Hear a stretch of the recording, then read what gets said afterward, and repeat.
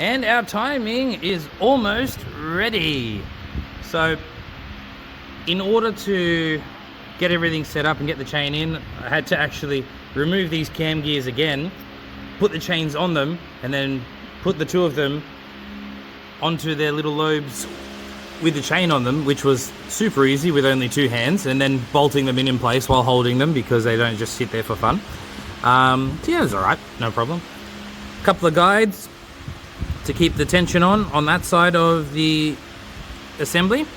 And here is our active tensioner. So this one, as I said before, it just holds it like that. And what we've got here is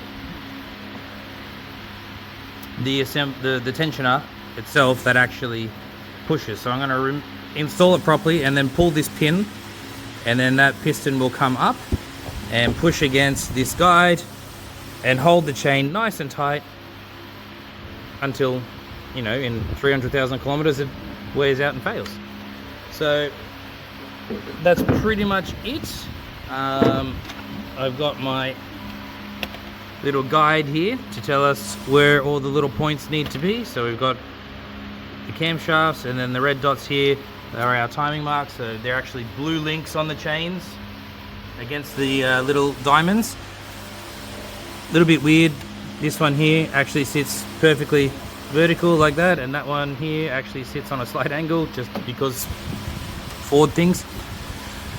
And yeah, so what I'll do now is lather up the chain with some of this that came with the timing kit, just all around here. Make sure that we don't wear anything out faster than it needs to, especially since this is plastic, and this is absolutely not plastic. It'll chew it away real quick if we're not careful. And then yep, I'll just make sure everything else is okay. Down here is our crankshaft, and this is a locking tool to make sure that the crankshaft doesn't move while we're setting everything up.